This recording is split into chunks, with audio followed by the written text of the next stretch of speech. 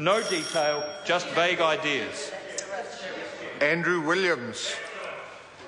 Thank you, Mr Chair. I'll take a little call now, if I may, on behalf of New Zealand First. Small pun on words. Not a prior call. No, not a prior call, a little call. Mr Chair, famous words of Benjamin Franklin. He said, the only things certain in life are death and taxes. And further to that, Albert Einstein's attributed as saying the hardest thing in the world to understand is income tax. And if that's coming from Albert Einstein, then we would all agree that certainly the subject of tax, while it's a very dry topic and while it's a very complicated topic, it is indeed a very necessary topic. As apart from death, it's the other main thing that we will all contribute to in our lives. Also, an unknown quotation from another individual who said, people who complain about taxes can be divided into two classes, men and women. So that pretty well sums it up as well. But, Mr Chairman, in terms of the Taxation Annual Rates, Returns Filing and Remedial Matters Bill, in a sense this is moving the deck chairs around on the Titanic in a sense.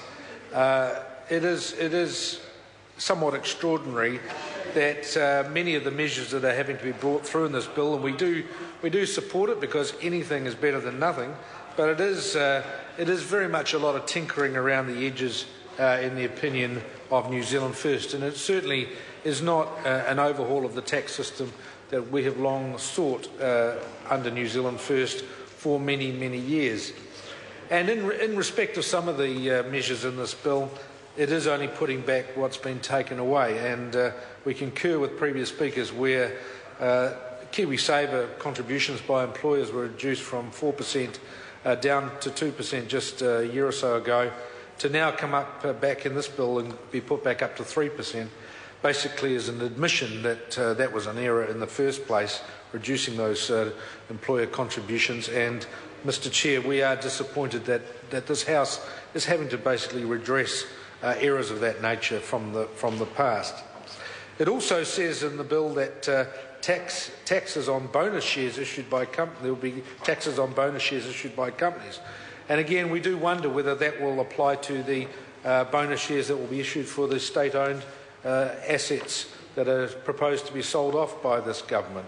Will those bonus shares that are going to be offered to the supposed mums and dads investors, otherwise known as Mr Fay and Mrs Richwhite, will those mums and dads in fact be ending up paying bonus taxes on those bonus shares because of this bill?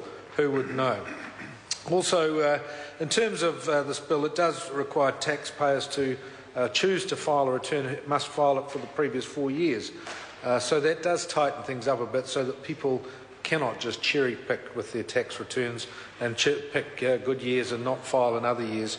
That if you are going to be an ongoing taxpayer and expect to get refunds or have to pay tax, that you have to be consistent year after year for the previous 4 years, and that is a sensible solution. But there's many other areas of this, Mr Chairman, that are pretty dry to people who might be listening out there around New Zealand. But basically there are things such as it clarifies the late payment fees charged by businesses and the credit card service fee for tax and social service payments, and these will be subject to GST. It prevents liquidators and receivers from switching the basis of which they account for clients' GST obligation. It confers charitable status on 4 overseas-focused charities, and the bill also provides various remedial amendments to ensure that legislation operates correctly and is consistent with the original policy intent, including the following. It amends the portfolio investment entity rules to ensure they are applied correctly. It ensures that the rules introduced in 2011 for look-through companies are consistent with the policy intent, and it clarifies the loss limitation rules for limited partnerships. It also clarifies the definition of hire purchase agreements, and it repeals an exemption to foreign investment fund rules and provides an optional method of valuing certain shareholdings under the rules. And lastly, it introduces new rules for the transfer of emissions units by public bodies in certain circumstances. Most of these are pretty dry and pretty boring to be read out, but it just does show that this bill has a great deal of content in it. It's a fairly hefty and weighty bill with an awful lot of information in relation to taxation, much of which will go over the heads of most. But Mr Chair. Andrew Williams. Thank you, Mr Chair. But in so doing, much of this does tidy up some loose ends of the taxation system. It does bring things into line.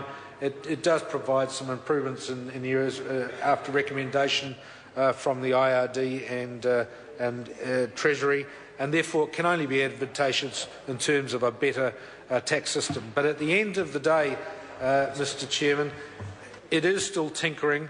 It still does not get around the fact that, for instance, while we're trying to pull in the nickel and dimes here, while we're trying to tighten up small loose ends here, this government did only 2 years ago give very, very large tax reductions to the wealthy of this country, several $1 billion per year, which now in hindsight we must be thinking, why on earth did we do this, that we end up having to tinker around the edges like this with the bills while giving away billions of dollars to those who could certainly afford not to have those tax deductions. So let's hope in the future, Mr Chair, that there will be proper tax reform and there will be proper tax reviews so that we don't have to continue just to tinker, and that there will be genuine tax reform. Mr Chair. Dr. Megan Woods.